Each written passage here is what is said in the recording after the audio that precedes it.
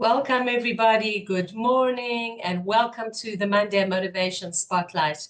I'm Lesley Kaplan, welcoming you here every single Monday, your home for inspiration, motivation, where we meet interesting people making a difference and who have stories and interesting stories to share. Thank you, as always, to our sponsors. I mention this every week, Nardis Advisors, as well as to Egan & Cohen Insurance. So today we have a very interesting speaker, and I'm going to spotlight her instead of me. Good morning and welcome to Jacki. Here we go. I'm replacing the spotlight. Jacki Edry, who I've had the privilege of meeting personally. She's also from Netanya, where I reside. And Jacki has a very interesting and special story to share. She is neurodivergent, and I'm sure you'll share with us, for those that don't know what neurodivergent means, Jacki, you'll share with us what it means, the actual practicality, and not just the theory about it, but what it actually means on the ground. And she's a survivor of complex brain surgery, which greatly affected her sensory and perceptual abilities. I know those glasses that you're wearing, you explained to me, are not regular glasses, from what I remember that you told me when we actually met.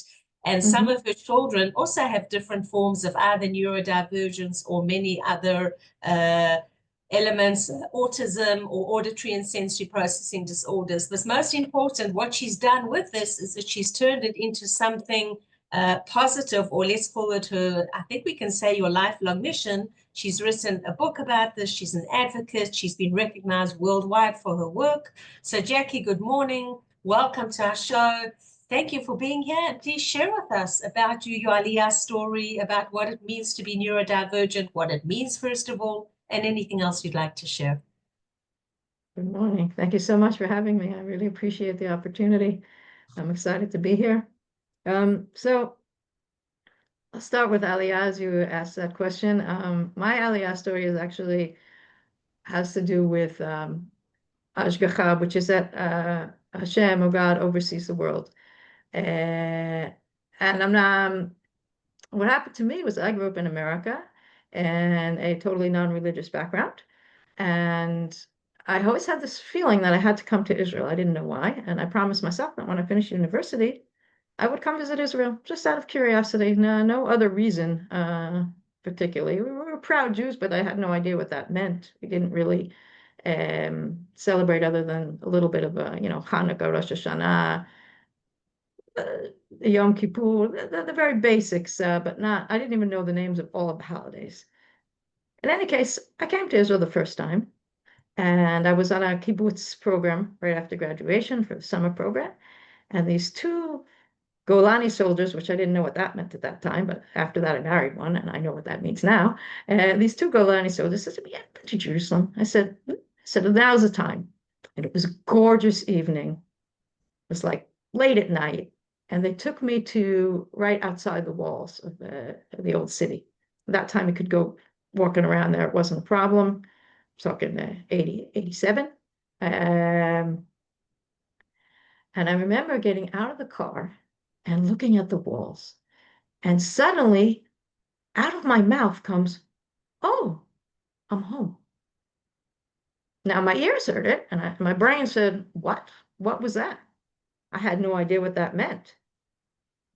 So I said, "Okay, that was interesting. All right."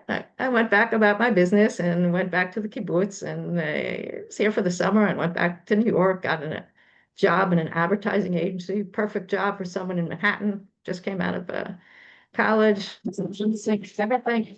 Pardon me, my dog just barked. My husband came home, just came, out of college, but I was restless. I couldn't get it together. So what happened, I kept working, doing things for about 7 months. And then I just said, "No, that's it. I don't know what's going on here, but I've got to go back to Israel." I had a backpack, $500 in my pocket. And I went to the shaliach. I said, I'm buying a one-way ticket. Put me on a kibbutz or something and let me see what's going on. And that was it. I just picked up and left with a backpack and a couple $100 in my pocket. And I wound up on a kibbutz, and then I wound up living on the northern border, and I was floating around for a number of years, and then finally landed in Netanya and met my husband, and I've been here in Netanya for many, many years, still waiting to move on a mountain somewhere, because that's really where I feel most at home. And that will happen, God willing, one day. So that was the beginning of understanding that there's something internal going on, that there's something much bigger than me out there. And over the years, my journey has taught me, after many, many, many different experiences, how I realized that there is a God and God oversees the world. And every single thing that happened to me since then is part of a plan that, in the midst of it, I often don't understand what it means, but that my job is to try and figure it out, and then what I do with it, because stuff happens. So that's what led me to Israel. And that same sort of ashgaha also led me to change my life path along the way. So I was set to be a veterinarian from the time I was very young. And I was in the middle of college, pre-vet, whatever, as well. I was totally planned to be a veterinarian. But when I was in high school, I started volunteering to work with an autistic kid. Beautiful, beautiful kid. I loved him. And I worked with him for a few years. And then I went to college and I started pre-vet. And then somebody came in the middle of college and said to me, would you like to work at a summer camp with autistic kids? And I said, all right, why not? I love that kid that I worked with. So I started to work with them there. And I just fell in love with these kids, and I found them so interesting. And midway through college, I said to myself, no, I'm doing the wrong thing here. I need to focus on autism. This is fascinating, and this is really where I'm going. And it turns out that I wound up doing research, and I wrote my thesis on educating autistic children in college. And then I finished, and I came to Israel. And I left that all aside, and I started working in volunteer programs and all kinds of things like that. And then I got married, and I had a daughter, and then I had a son. And by the time my son was very young, I said to myself, okay, there's one of two things happening here. Either he's deaf or he's autistic. He's not responding in a typical manner. I got him a hearing test and realized he wasn't deaf. I said, okay, I've got a long journey ahead of me, but I thank God that I knew what to do, and more than anything else, what not to do, what sort of treatments I would absolutely avoid, like the plague, which happened to be the most common type of treatments, but I knew that they would be very damaging for him and for us as a family. So God really prepared me for that journey, a journey of raising an autistic child. And my other children also are neurodivergent, have 5, thank God. They've been diagnosed with various things into the category of neurodistinct or neurodivergent. Some people even like to say neurospicy because it makes life interesting. There are diagnoses such as autism, ADHD, dyslexia, auditory and sensory processing, Irlen syndrome, and more. But it's anything that is neurologically different, what is considered neurotypical, if there is anything that is really typical in this world, because we're all individual with unique brains. So anyway, I started advocating and training parents and training teachers. And my son was one of the first in the state in Israel to actually learn in inclusion. They just passed a law, and people didn't really know how to do that. He's now 27, and I went along that journey and raising my kids and battling the school system. Anyone with a kid that has any kind of issues knows what that's like. And then 12 years ago, I just started feeling like something was really wrong.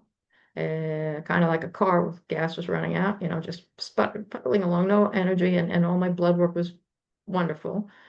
Nobody could figure out what was going on with me. But then I started not comprehending what was being said to me when people spoke to me on the left side.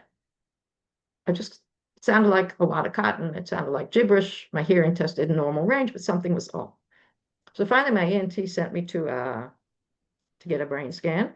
It turns out I had a whopping huge 5-centimeter round tumor on my brainstem with all the central nerves involved, and that was a very difficult diagnosis. And I underwent a really difficult surgery and woke up, and I realized that all my senses were scrambled.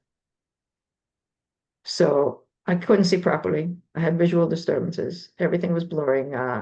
Things were going on like I'd see the light rays coming out of lampposts, or the streets would go up, or somebody's face would melt or split when I'm talking to them.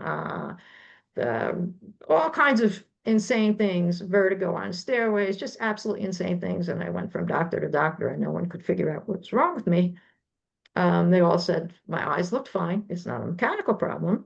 A neuro-ophthalmologist didn't know what to do with me. And I spent 4 years pretty much disabled, very difficult to come out of my house because I had no idea where my feet were going, and then my vestibular system was totally off until I heard about Irlen syndrome. Irlen syndrome is a problem with causes visual stress or disturbances of brain, the way the brain processes white light. And I got these colored spectral filters, and suddenly my life came back to me, and I was able to start functioning. A little bit of color in a lens can take care of things like 2 of my kids were diagnosed with dyslexia and ADHD. And what they actually had was Irlen syndrome. The dyslexia disappeared and they couldn't read, right? One was in 11th grade and one was in 5th grade. And they got a little color lens and they're custom colors. And suddenly they're reading. Dyslexia disappeared. Some people have both, but my kids happen to have just Irlen. And the minute they got dyslexia, the Irlen lenses, their dyslexia went out the window, and their concentration improved incredibly. I also had auditory processing issues. Auditory processing is also a cause of very often misdiagnosed as ADHD, because you can't follow a conversation. So if you miss the keyword in a conversation, and then you're cognitively intact, so your brain through inference will try and understand what's being said.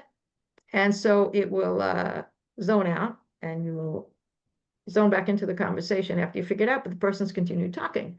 So within a few moments, you lose complete track of what's going on. And yes, I see the chat. I will spell it.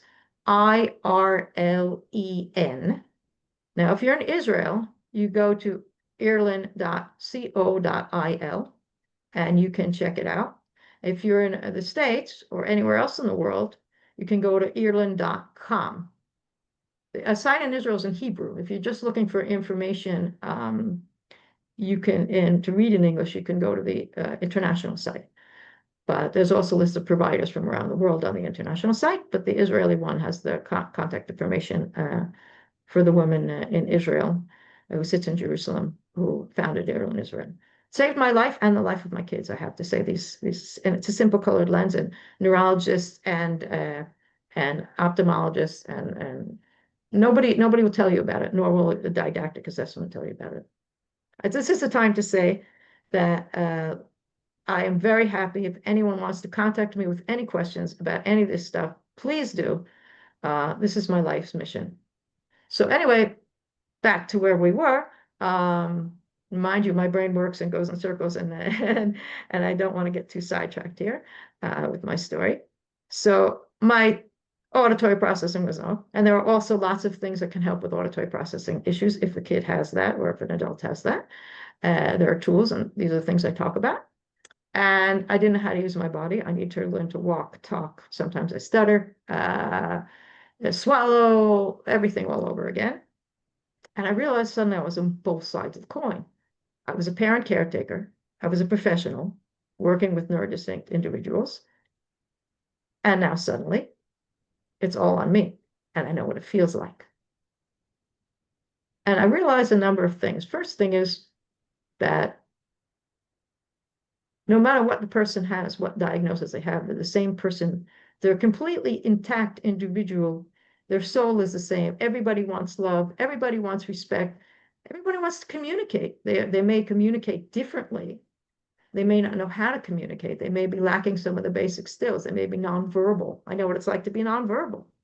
But inside, they're the same human being. So we need to try and figure out, not look at the diagnosis, but what's going on in the sensory world that's disrupting their ability to communicate the world. It's called the technical difficulties. I know what it's like to sit in an office with a neurologist who looks at my husband and says, was she like this before her surgery? And that happens all the time. Especially if you have a nonverbal child and educators and professionals do this all the time, and parents, they start saying all kinds of stuff about the kid next to the kid, and the kid hears this negative stuff. They talk around people, or a person who's disabled, you look at them, many people will speak to a physically disabled human being as if they have cognitive disabilities. Sometimes you have both, but most often not. So my cognitive, Baruch Hashem, thank God, was intact. And I knew everything was going on, and my body just wouldn't behave itself. I would say to my body, go left, and my body would just look at me and say, ha, what do you think? No, no, no, no, no. And I had to relearn to do all this other stuff and how to function all over again. That gave me a lot of insights as to how to work with people who are with different minds and different brains and different bodies. And I realized that perhaps that's the reason this all happened to me. And my mission in life was to help people understand these things. I had these insights that, I mean, I wouldn't recommend it for sport, right? But if you happen to have something happen to you that's not necessarily a positive thing to try and look at what you can do with it and figure out how to help others. So I wrote a book speaking about that, teaching about sensory processing, speaking about my journey. And since then, I've been hooking up with people who are neurodiversity advocates from around the world and speaking and doing my best to teach people and help people and change the way people see neurodiversity in the world and change the way people educate neurodistinct individuals from around the world. And I'm looking to, do more and more of that as time goes on. So I also launched a blog, and that's on my website because not everything can be discussed in a book. And I again, I teach about these subjects. And I'm very excited to announce that the professor who worked with my son for many years and who taught me so much over the years is we're going to be introducing in the next few months on my website a section called Organizing Minds, which will feature his work. And I'm sure you will all find it as insightful as I do. And I'll be sharing that. I have a newsletter as well, which you can sign up to on LinkedIn, or you can email me. You can find all this stuff on my website, which is going to be totally overhauled again in the next month or so. So you can check back anytime. And I guess I see time is running short, so We're still okay, though. We still do have a couple of minutes. really, I think that what I want to share is that life feels full of surprises. And we don't usually know, especially if it's a challenging one, what we're supposed to do with it.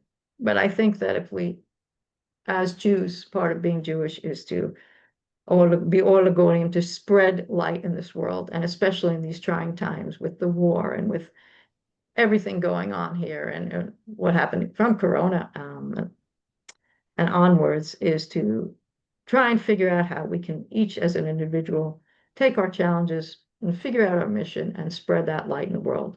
Because everybody, from no matter what their situation is, and I wrote my book sitting on my bed because I can't sit. Actually, my left shoulder, I don't know, probably not very obvious in that we're sitting here, but I have partial paralysis on my left side, so I can't actually type sitting at a table. My shoulder doesn't work. My hand works, thank God, but I can't keep my arm up for a long period of time.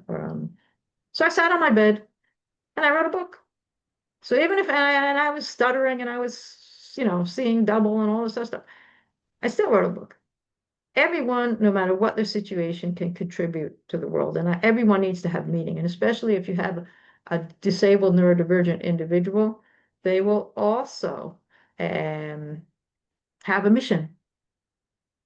My nonverbal son does so much good in the world and brings so much light in his world. And then when he was young, there were doctors said, put him in an institution, he'll never talk. I've heard any parent with a disabled kid will know or experience those types of horrible statements from somebody. Or if a child thinks associatively and not logically, they will not fit into the traditional school system. If they can't sit on their bums all day, which I don't think any kid should, but that's what our school systems tend to demand of children, they will say they have ADHD. Well, no, they have a creative, different way of thinking. And those things that are often considered disadvantages for children. That's another message I want to get out there. And this is what I told my kids. And this is what I've been proven over and over again with my kids. That all those things that are problematic in the school system, when you get out into the workforce, if you have developed the skills you need, time management, how to organize your day and all this other stuff, all those things are advantages. Paying attention to every detail will make a person a fantastic, creative manager who picks up when people are having a hard time. And there's so many things that are disadvantages in the school system that are advantages in the workforce.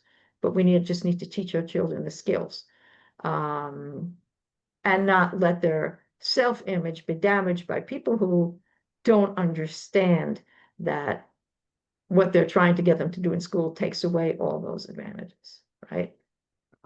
Again, anyone with questions, if there are any questions now, I'm happy to take them, or please reach out, contact me. This is my life's mission. I know that God put me in the position that I was in so that I can help people see those children in a different light, see themselves in a different light, and understand that we can all do good, and understand that we all have a mission. Even if you're seriously disabled, you can spread light. My son was in an Army prep program, and he's got very limited verbal abilities, right? And one of the things that they said was that he really helped the other kids because he never spoke Lashon Hara. He never spoke bad about anybody. He didn't swear. He didn't do anything. And I would look at him and say, oh, he's trying as hard as he can, which is a good lesson for anyone. And we don't have to speak that way either. So the rabbis that were the head of the program said, the other kids gained even more than he did by being included. He made us all better people. And I think that that's another thing that people need to understand, that everyone, if given the opportunity and the support, can do well and bring light wherever they are. Absolutely. Wow, Jacki, that is so inspiring. Firstly, for those that are listening to this that may not be looking at it, we can see on your screen jackisbooks.com. That's Jacki with a Jacki. How else can people get hold of you, or directly through your site? That's the best way. Yeah, or LinkedIn. I'm very active on LinkedIn. You can just find Jacki Edry, Jacki Edry on LinkedIn as well. Or you can reach out for my website.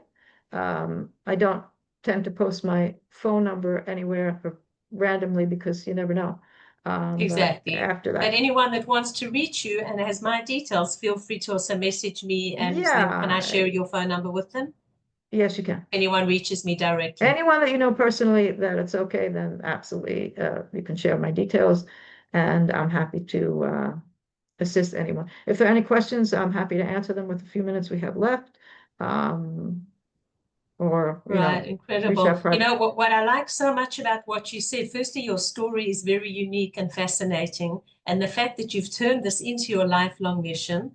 And besides that as well, the fact that you've managed to turn a very negative situation into a positive situation, not only with your life, but also with your children. In other words, not only with your own physical experience, but also your children. And I fully agree with you, you know, in terms of, standing up for what you believe in terms of the medical system, the school system. These are things that I've experienced personally as well with some of my children, also with the medical system with one of my sons who was, critically ill and not diagnosed correctly as well. So I totally get you. And it's just incredible how you discovered from a simple change. It wasn't, I'm sure, so simple, but with the glasses, how it just changed your life and people's lives around you.